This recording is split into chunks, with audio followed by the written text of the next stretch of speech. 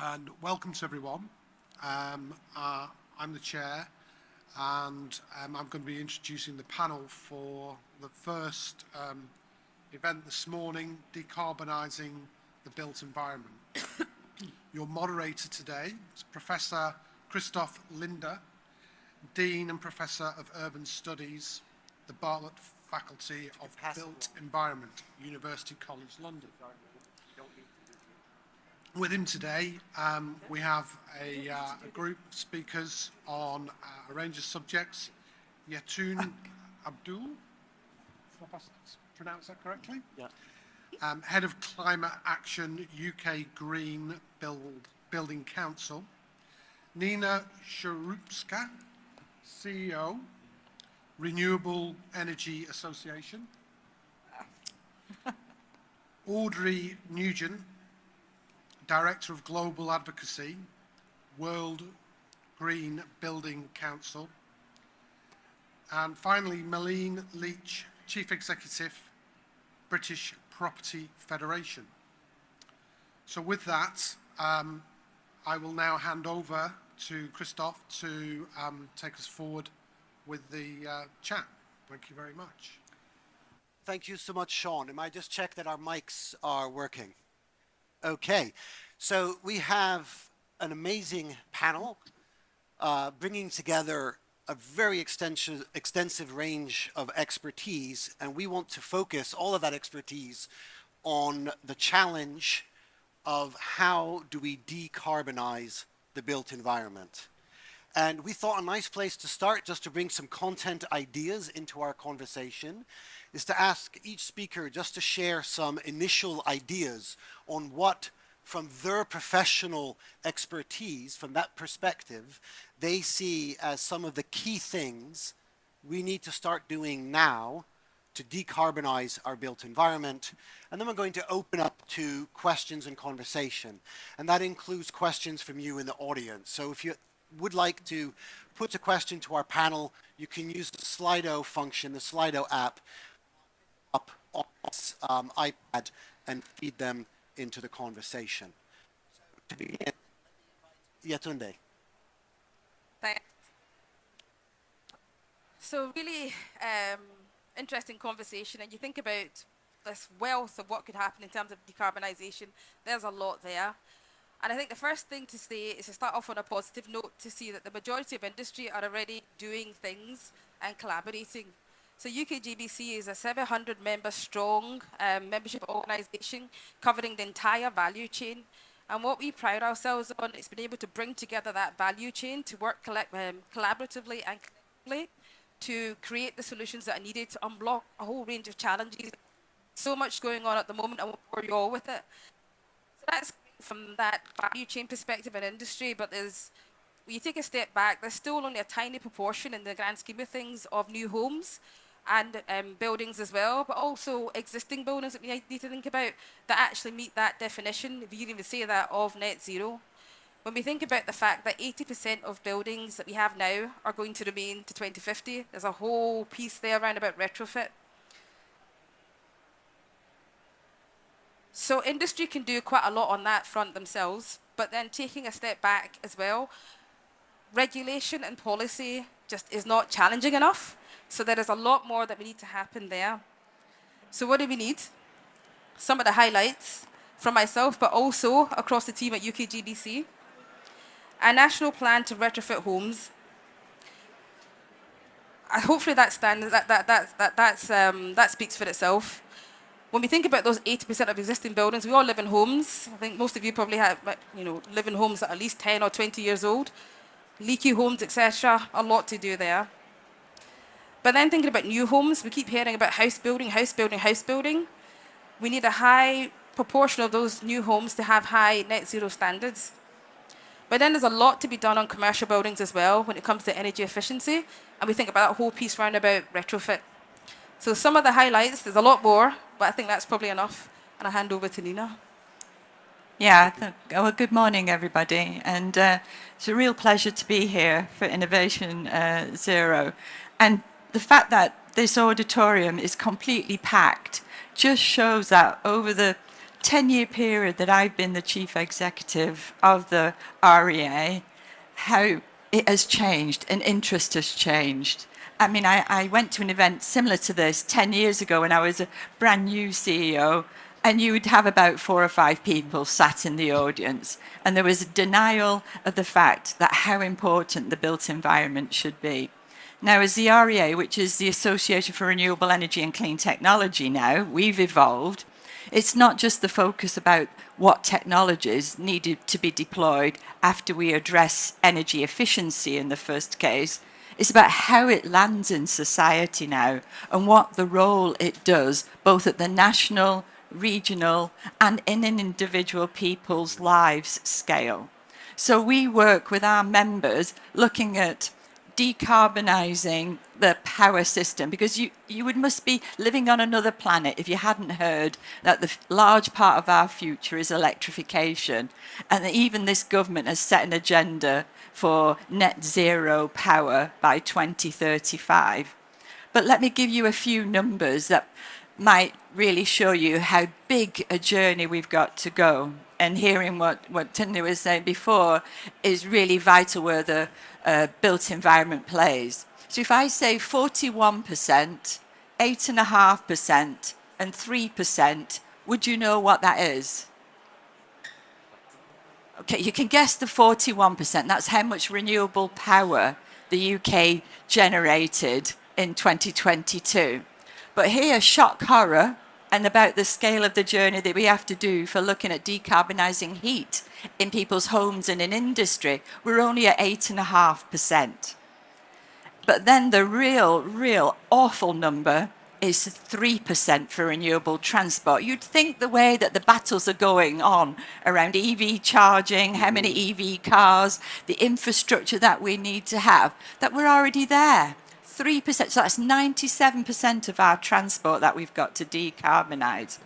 So my last point, really, before we go into the real heart of homes and the future and what needs to be done, the boundaries between the different sectors have fallen away. Those silos have disappeared. We have to work right across. Nobody has got the single answer. My members don't. So we have to work collaboratively with government, with local authorities, with house builders, architects, with the construction and supply businesses and transport authorities to really make this future become a net zero future. Thank you. Thank you. Is that working? Great. Hi, everyone. Like Nina said, it's a full house. That is quite rare sometimes, but I think it's becoming more and more common. And one of the things that we try to do at World Green Building Council is bring together a network of 75 plus green building councils, so organisations like the UK Green Building Council. They exist all over the world. And exactly like Yatunda said, what we're trying to do is drive sustainability in the built environment.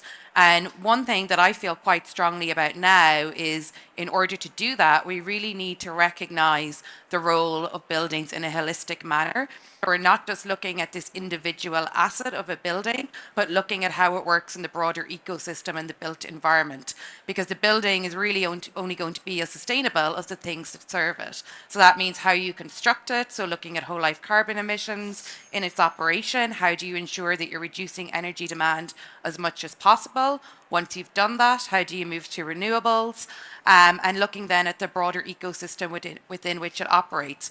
All of these sectors, water, energy, power, waste, they need to be talking to each other in a common language and sustainability. And I think we're moving towards that, but we're still not quite there yet. But I think that collaboration that is needed and moving away from this siloed way of thinking, I do think that's changing. That's exactly what our green building councils are doing. They're bringing together the entire value chain to drive these conversations. But I really think to unlock that potential, what we need now, I work in advocacy and policy, so we really need transformative policies that are enabling us to deliver the potential in our buildings, because they can also play a role when you talk about electrification of the grid.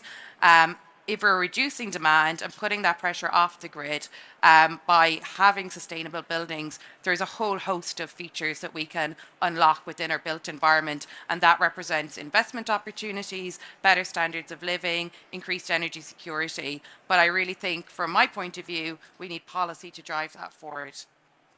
Thank you. Good morning, everyone.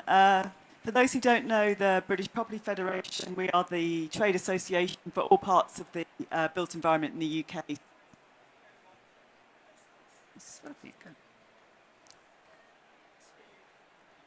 You had sound, but it did cut out. Okay, can you hear me at the back? It's come back now. It's back. We're good. Okay.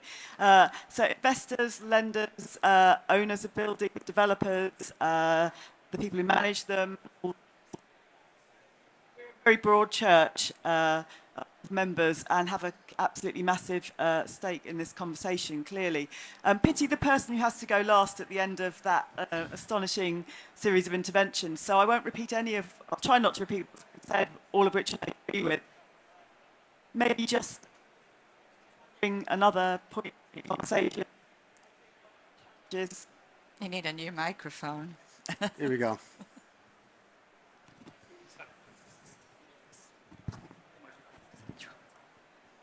One of the challenges, I think, is that in addition to all the great stuff that others on the panel have talked about, is we need to change the way we behave as a sector, because historically, notwithstanding all the great stuff that's going on that Yatinda and others have talked about, we've been slow to innovate and change the way we do things. And I'm not just talking about technology, I'm talking actually just about changing the way we do things to have less impact. We've been really quite poor at capturing and using data effectively, and we've certainly been really poor at sharing data effectively, which means that we don't manage buildings as well as we could do if only we joined up more effectively with our customers, with the people who occupy our buildings.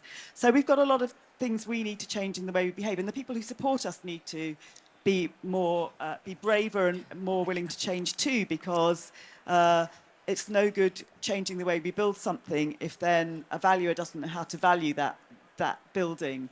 A lender doesn't know how to assess the risk they're taking in lending against that building. An insurer doesn't know how to price the risk they might be taking in insuring the building, or they may not be willing to do it in the first place. So, as others have talked about, there's a whole ecosystem around us that needs to change, as well as ourselves, as the built environment, needing to change the way we do things if we're going to really get to net zero, as we need to do, because as others have said, we're such a significant part of the challenge, we have to be a massive part of the solution too. Thank you, Melanie. So quite a few provocative ideas. I've got a question to get our conversation going, and I see that questions are starting to come in through Slido, so please do ask whatever you would like us to talk about, and we will pick it up. Audrey, you used the phrase transformative policies. We need transformative policies. And I'm curious, for the whole panel, what are some of the most recent policies that are emerging that are focused on decarbonizing the built environment? And are they ambitious enough? And what are the gaps that still exist when it comes to policy? I can take a first stab at that. I mean, I work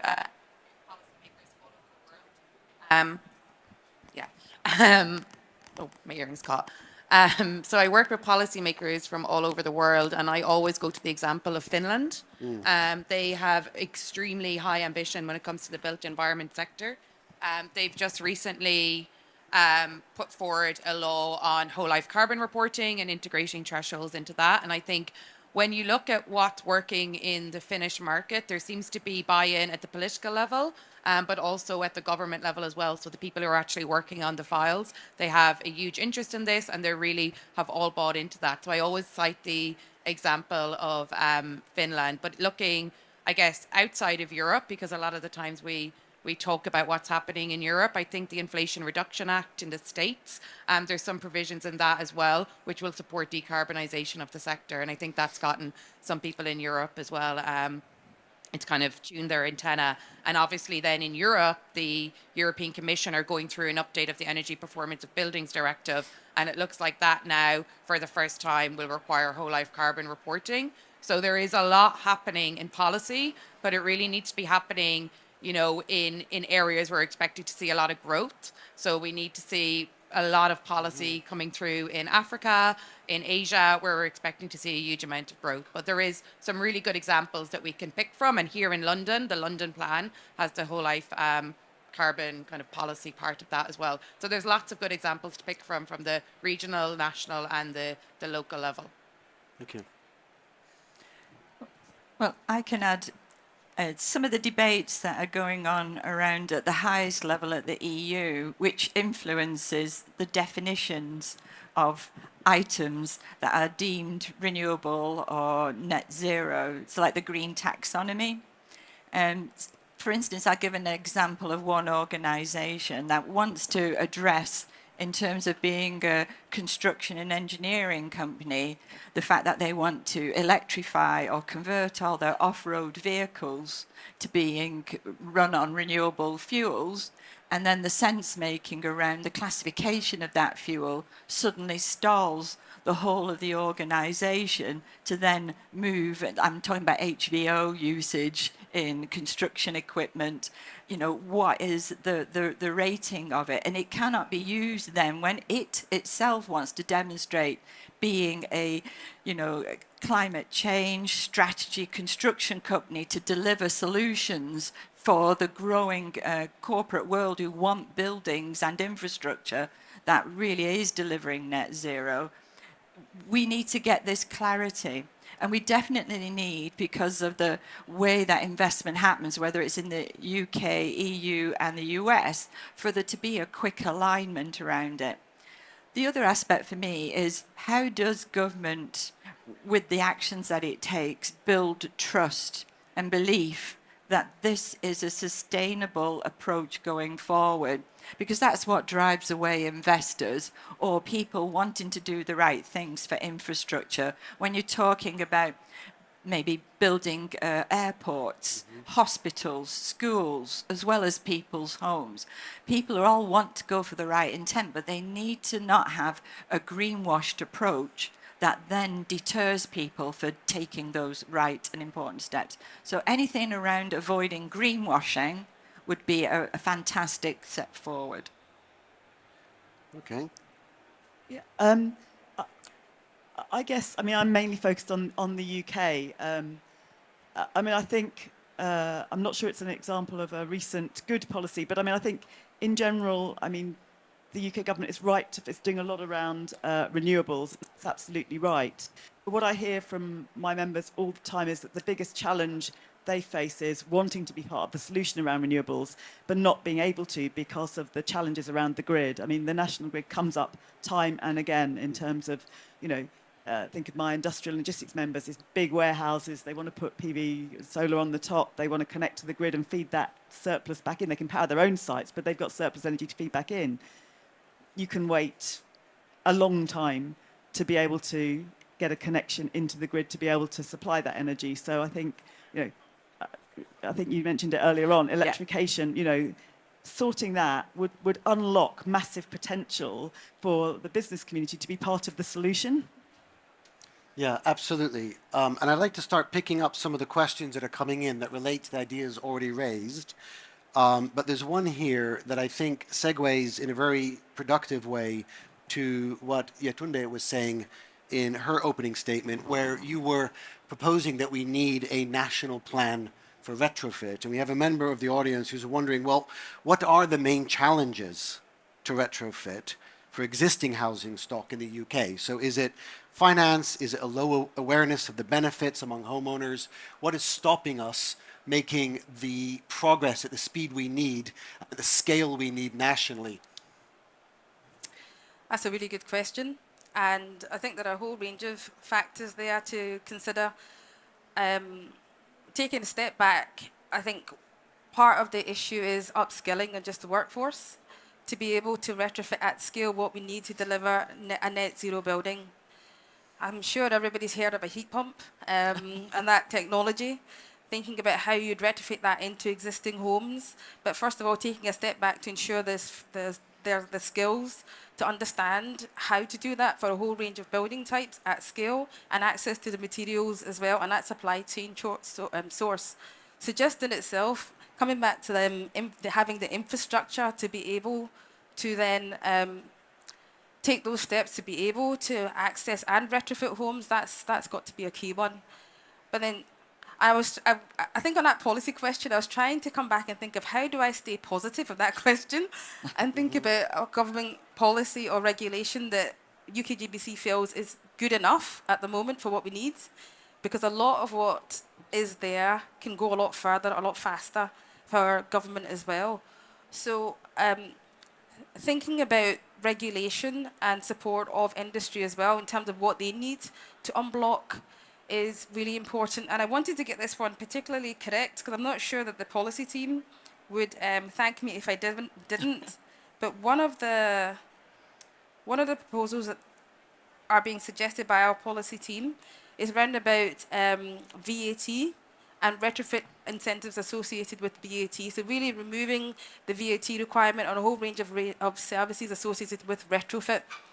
To first of all, from a cost point of view, support the business case, but then also support that incentivization to create more of a market for retrofit as well for homes.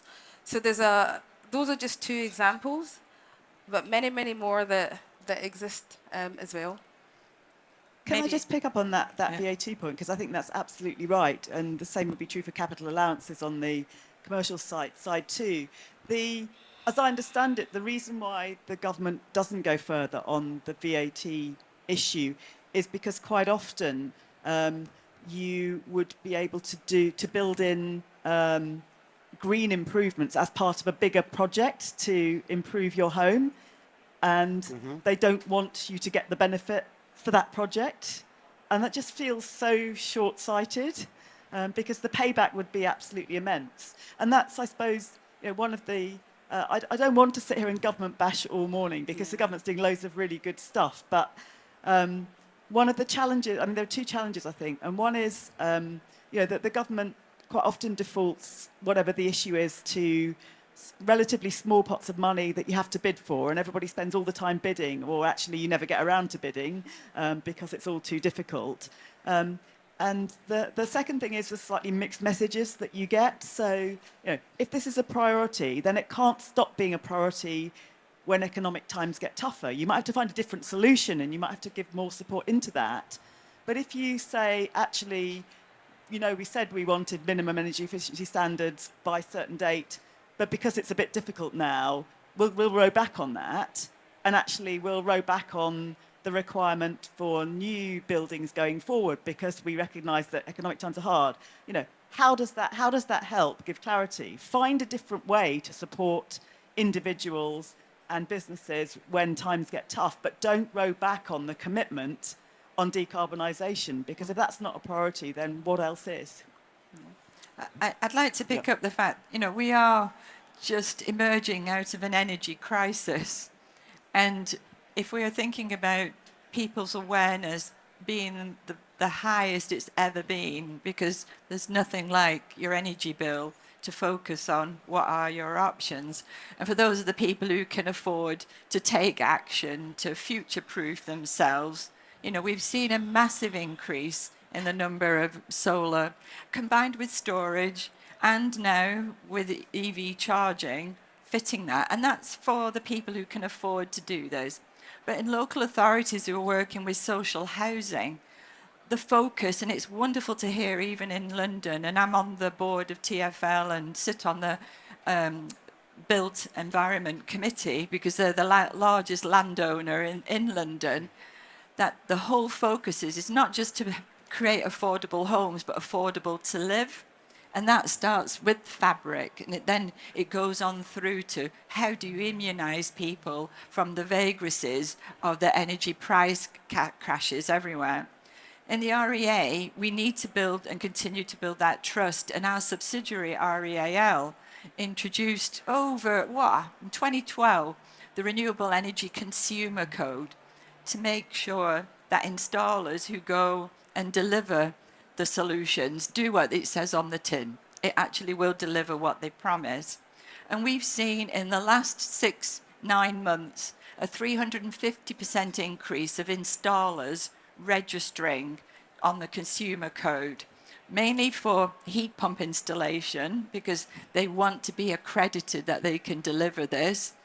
You know, everybody refers to MCS for homes, but you need also to have that consumer code assurance as well. The other important aspect is the wild, wild west around EV charging systems as well. So we've introduced a consumer code as well, not for profit, nothing there, but it is about to give that assurance. And what the consumer code does is do that secret shopper or, you know, ringing up and seeing what people promise and whether they deliver. My last point is that technology prices have gone up. There was a problem of being able to secure batteries, energy storage. We had the chip fear, and that's why new cars were not available. But all of this is beginning to unlock now, but we're not there yet. And working across supply chain, the pull from the client and the technology solutions that we can offer, assuring consumers, that is absolutely the way we need to accelerate. So affordability is obviously Yes. an immensely important issue in all of this, whether it's energy, housing, and everything related to that. And one question from the audience here is to what extent do current models of home ownership or renting leasehold impede progress towards retrofitting, particularly for people who are renting? I think maybe some of them in the councils might know a bit better than me. I have my viewpoint as an individual. Well, what's in it for the landlords? I think they have to be regulated, and we're seeing that. They cannot, you know, the shock horror of the worst conditions of homes. But the landlords also need, there are some innovative investment plans around the money that they need to borrow, the conditionality of what the value of that money will be in the forms of mortgages or large loans to do the renovations. But there's also the aspect of who owns then the energy system, and is it the individual home, person who lives in the home, or is it the owner of the building?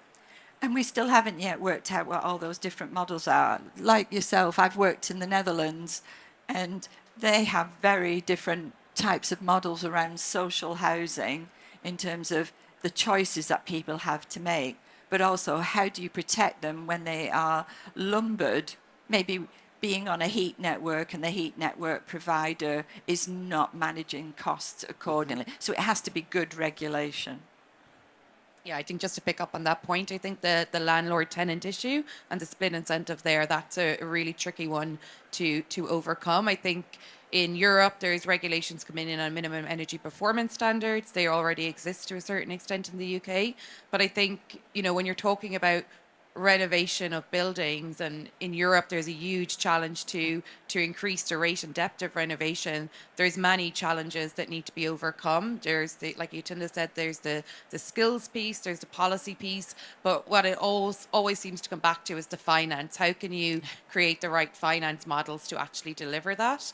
And I think what seems to be kind of the most successful out of all of the different policies I've come across is this one-stop shop model that we see in some countries. So it is a really, really tricky one, though, to unpack. But I think what your point on short-sightedness is really important, because if we think if the UK's buildings were retrofitted to the standard they needed to be, we probably have been having very different conversations about the energy crisis last year. And I think that's something that we really, really need people to understand, the benefits of actually retrofitting your home to the appropriate standard and what that can deliver for you, not just in terms of cost and energy security, but also the thermal comfort, your indoor air quality, and all of the health benefits. There's huge benefits to be had, but this short-sighted thinking is really, really holding people back, I think. So why don't we switch gears a little bit? It's come up already in our conversation, the issue of data, so that there might be some missed opportunities around data. And I'm just wondering what your thoughts are on how we might get greater access to and make better use of data in driving forward the decarbonization of the built environment. Melanie. take that.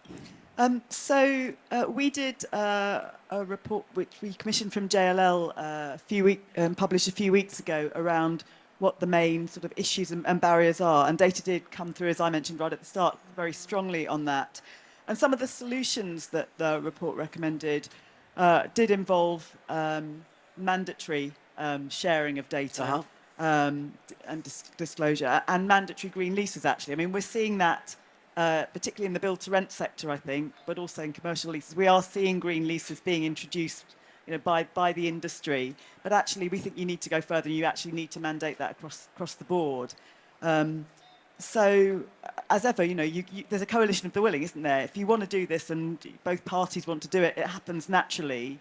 But actually, that's never going to work across the whole of the country or the whole, So we're going to have mandatory introduction at some point so that we make sure that everybody is doing that. So I think that's the most important thing, actually, is get everybody required to share data, get everybody required to disclose, etc., and work together. And then I think we've got an opportunity coming up on the commercial side in terms of the government has finally said that it will take forward a review of the 1954 Landlord and Tenant Act. So we've been calling for that review for some time, and actually we've been calling within that, that's a real opportunity to reset the dial in terms of how you think about the relationship. We don't talk about landlords or tenants, actually. We talk about property owners and customers, but I don't think it's going to be called the Property Owner and Customer Act 2020, whatever it turns out to be. But there's a real opportunity there, I think, to reset the dial in terms of the relationship that we need to see between property owners and their customers around these key issues. I'm not sure I have much to add to what Mandy's just said there. I mean, having access to data and better quality data would just be fantastic. First of all, in being able to actually plan your trajectories for net zero in a more accurate way, but then also measure how far you are ahead or behind, and then think about the type of interventions that you need to build in over the life, thinking more specifically of commercial buildings, to help ensure that you are on your trajectory or target, whatever that might be for that building type and age range and whatever it might be. We just constantly are hearing from our members that it's all about the data and more about the data as well and being able to access it. So mandatory disclosure of data would be a great plus if we can get there. I think that happened in France a few years ago. It was put into legislation. And they've seen a real change on that front when it comes to data access and, again, being able to plan as well. But obviously, before mandatory disclosure of data, that collaborative piece is really important with your tenant, with the tenant and the landlord, to work collectively, to try as much as possible to gain what's needed, and to collectively, again, plan for those improvements as they're required or needed. Yeah. I mean, it's interesting to interpret what you mean. I mean, that's one form of data. But the other area that we as the REA, in terms of energy use and understanding energy efficiency data, is all around our electricity market. I mean, people complain about connecting to the grid. Absolutely right. There is so much to connect to go forward with. But the fact that most distributed network operators are flying blind about what's connected behind the MPAN, it is such a manual and labor aspect at this moment in time in collecting all of that data. At the moment, we're arguing with the government. We need one source of data that captures, who's got a solar panel, who's got a battery storage, how many EV charging is connected up, so that we can look at how then people can take advantage of, time of use tariffs. And people, I mean, if you follow Twitter, you'll see somebody bragging, "Ooh, I charged my car at 1 a.m. and I got paid to do it." That is not an anomaly for the future. That will be the future if we have all the connected systems. So there is a bit of a bun fight about who owns the data. The car manufacturers want to own all the data about what cars are connecting up. The distributed network operator obviously wants to do it to manage the security of the system, and they should have that information. people want to own their own data if they're that interested in it as well. So how do you protect that? Because you feel like Big Brother's looking out for you. But data is vitally important. And what we also need to go with the energy system is a really effective broadband and internet system as well. That's part of that whole combined infrastructure.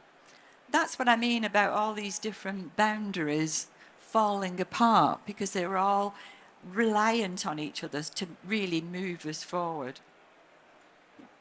Just to pick up very briefly on that point, I think as well, when I speak to different stakeholders across the value chain, this need for data means different things to different people. So for me, working in policy, it's about getting the right, for example, on whole life carbon reporting, we might hear from a policymaker, we can't implement a target on whole life carbon because we don't have the data. And we say, well, then mandate reporting on that. But actually, like you say, if you're coming from a different part of the ecosystem, you need the data for something else. So I think the first step is actually understanding what different stakeholders need in terms of data and what they can do with that, because it's quite different. So this need for data is important, but it's also important to understand why you need it and what you're going to do with it to help decarbonize the system.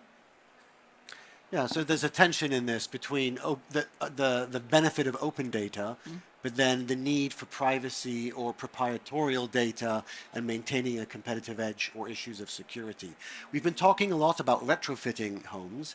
Could we talk a little bit about building homes? And one question we have from the audience is whether there's anything we can do to expedite the acceptance of modern contemporary methods of construction or alternative approaches to building, especially within the insurance and finance industries.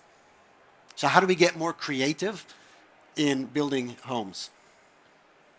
I mean, I'll put you're all professional people in the buildings, but I'll put the industrialization of builds and the number of homes that we really need to see.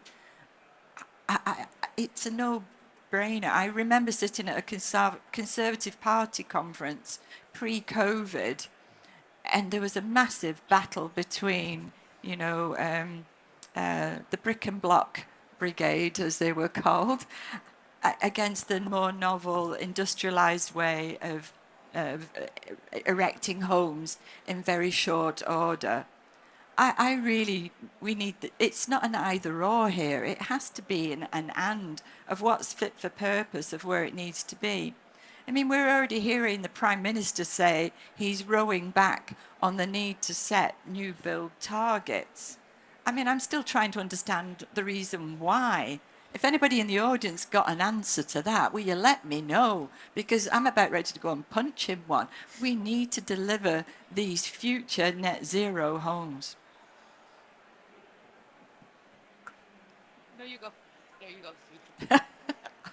How polite we both are. I've forgotten the question now in all of that. Building homes, getting more creative.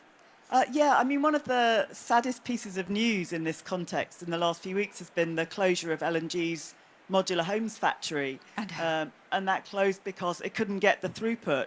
Because, fundamentally, you can't build incrementally around modern methods of construction. You have to kind of go from zero to hero, because unless you get the throughput, it's not economically viable. And the challenges that I talked about at the start around acceptance of modern methods of construction and the homes that they produce, just wasn't there quickly enough, and the industry didn't change quickly enough to embrace that. But let's not have a council of despair. We can't give up on that. We know it's critical. We know it's important. I think, the Homes England's just published its new strategic plan. I think it absolutely has to lead this. It has to drive this. I mean, Homes England was very much supportive of trying to drive modern methods of construction. I think it has to do that. It's got vast amounts of money at its disposal to drive house building where it's needed. It needs to put that money behind net zero new homes, not just new homes. Yeah, I was just going to pick up on your point about, different parts of the industry sort of infighting with each other about different solutions. Because of the huge amount of buildings that we need to build, not just in the UK, but what we're going to see globally, there is a room for all materials, and we need to look and do those assessments on their impact at the building level, because that will give you the kind of best outcome in terms of what materials are appropriate for that context. And I think one of the things that we see a little bit in Europe, in terms of some of the more innovative materials, just some of the issues that that comes up with in terms of regulation and insurance. So we need to unpack some of those issues as well, I think. I mean, I would also finally add more space for just understanding, because quite a few times there can be a misconception around about modern methods of construction, and they're rigid, what we know is best, and not really appreciate what can be gained or the ease that it can also provide around about modern methods of construction. So very much providing platforms for engagement, understanding, learning at quite a simplistic level, actually, bringing together those different stakeholders to just interact can lead, in our experience, can lead to so much more, and also breaking down some of those preconceptions as well. So very much, I think, from our perspective, it's creating those spaces at UKGBC to allow that dialogue to take place, that understanding to take place as well, and partnerships to form as a result. I just add a little bit. I have a different insight, because I sit on another board of a large construction company who looks at, in their strategy, of what can be done in the different nations, UK and Europe. And they have an extraordinary business going on in the Netherlands, and it's all about timber framed, industrialized delivery of net zero homes. And then we think, you know, as a board member, I'm going, well, let's do that in the UK. And they just went, there's no chance, not a cat and hell's chance. We cannot find somebody who will commit to take the throughput, hence the closure of some other modular foam factories. There's still too much of a quagmire of different regulatory appetites, local authorities, approaches. So somehow we have to get a regional and aligned approach that around a central industrial hub of manufacturing, those regions will benefit from those much more cost effective and can be built in short time order as well. Yeah, and in a way we're touching on the economic value of net zero homes. Yeah. And there's a question here about whether you think either retrofitting or creating net zero homes will be adding economic value to those homes. And if not, is there a way that we can design the market so that we can create economic value in retrofitting or creating net zero? I think that's really challenging, because we have such an undersupply of homes. So if we had enough homes to go round, then I think, just as you're seeing in the commercial sector, you'd very quickly see people demanding, and being, either prepared to pay a premium for a green building or the brown discount, where you can't let a building that hasn't got decent sustainability criteria. But because we have such a shortage of homes, there will always be people, I suspect, who will buy a home even if it's shockingly inefficient from a net zero perspective, because we don't have enough homes to go around. So I think it's really challenging. So I think you have to find other ways of trying to bake in through the life cycle of a property, the investment that's needed to decarbonise. Whether that's by building it into a mortgage, in a way that doesn't impact on the current homeowner, but allows, so attach it to the property, if you like, attach the value to the property rather than to the individual. So the investment can be made up front, but actually someone can move on without taking that value out again. It stays with the property. And I'm making this up now, but it just feels as if we need a bit of, we need some really innovative thinking around how you enable the investment to be made, but not in a way that benefits an individual, that stays in the system to be recycled through and through and through as properties transact. No matter what you believe around EPC, energy performance certificates, everybody's now hooked on looking at the level C and that's future home standard, for commercial buildings, they all must meet these standards. I have heard about all the different little frigging going on to try and get that certificate to boost the certification up from D to C, you know, and they have nothing to do with net zero. All they've done is got somebody to come and rebadge it. So there are some of this greenwashing aspects around it, because people are cunning. They will do the minimum in order to get the maximum in terms of making money and all of these different elements. But on the positive side, we've worked for the last 8 years with investors, banks, and the growth of green mortgages. Now, how green they are, again, that's another question.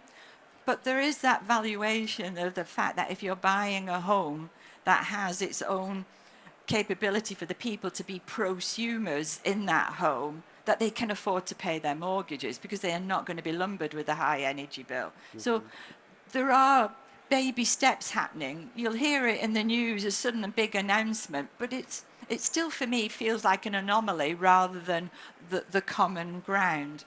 And it's amazing now, if you go on to Rightmove or something like that, how many times do you see include solar panels and EV charging yet on it? Yeah.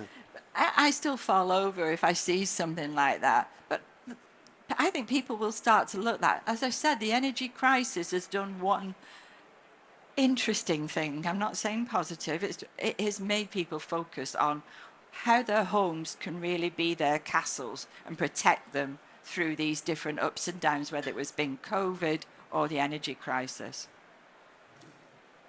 I think it's just picking up from what you both said. It's an open question, and very much so one that we're hearing a lot from our members as well, especially the valuation question. And how do you take value and even just assign value or assess value and share that with others as well? Yeah. So for us, it's actually we've got a whole new work stream starting around about finance and value to explore this in more detail with the value chain, but also with investors and lenders specifically, to again try and take a step back and provide some sort of basic clarity in this area. I think a number of organisations have wished as well, because quite a few organisations have already been round the houses for quite some time. But there is so much happening out there. So the hope is that we are starting to move towards more clarity. So no direct answer, but hopefully something to come. So we're starting to come towards the end of our time, and we have a really challenging question here. So I was saving it to the end, but I think it's the big question that hovers not only over this conversation, but over every conversation happening here today. And one connecting thread throughout all of the conversation are all the different ways in which you've identified the need to innovate. We need a lot of change. We need a lot of innovation, and we need all of that to happen really quickly. So in your view, will the UK meet its net zero targets? If so, how? And if not, why not? What are your views on that? Well, I'll jump in, because It's not an easy question. It's not an easy question, but I don't know how many people in the audience have read Mission Zero, the Chris Skidmore report. Yeah. Because as the REA, we very much ran almost like in shotgun with him. This was a review that the government asked him to do. Even, it didn't matter which prime minister was in place, he still managed to do this review over a 3-month period. And he came out just before Christmas with 129 recommendations for net zero to be achieved by 2050. And in fact, he came up with 25 for 25. And in fact, many of those 25 need to be seen to be happening this year. This year, not keep kicking the can down the road. And also then the government were required to respond by the end of March, which is what they did.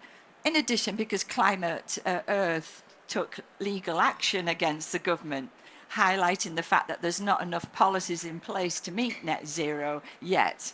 And this is not just about the built environment, but there is some fantastic chapters in the Mission Zero report, because you have to believe that we will. And I want to work with the government to deliver it. And at the REA, our members believe we can deliver the net zero energy system by 2050 by 100% renewable energy and clean technology.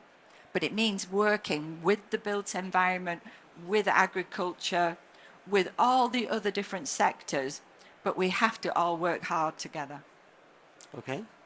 I mean, I would agree. I think that collaboration is key, and also staying positive that it is possible, but it really does mean everybody getting on with it, really.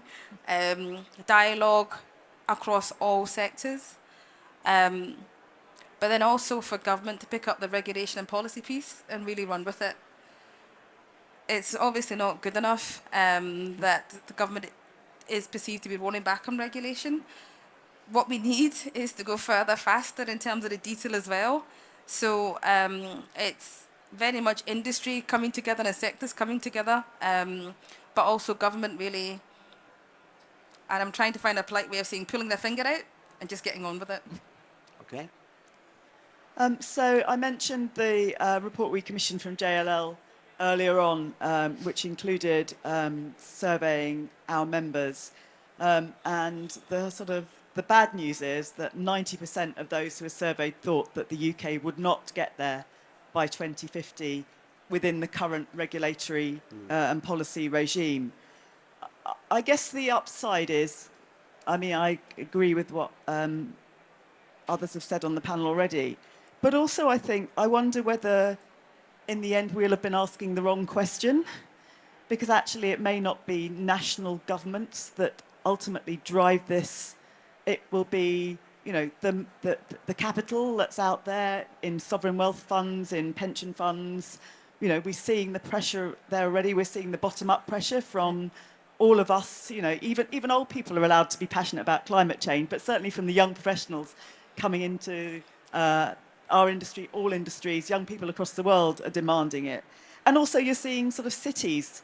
You know, I was reading this morning about, you know, the cities in America like Boston and Kansas City where, you know, regardless of their state policies, let alone national policy in the USA, they are taking action to introduce green building codes. So it may be that we're asking the wrong question, and actually the real driver and the real impetus and the delivery will come from action not by countries, but by all sorts of other actors.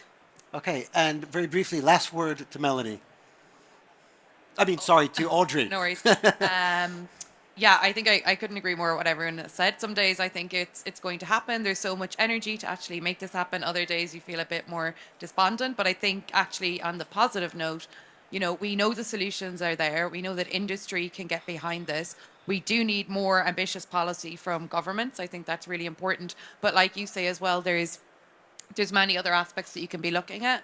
And I think particularly at the city level, we're seeing a lot of really innovative policies there that we should be learning from and taking example from, and just getting our politicians to be a bit more ambitious and bold, I think would be really the thing that can get us to that tipping point we need to get to.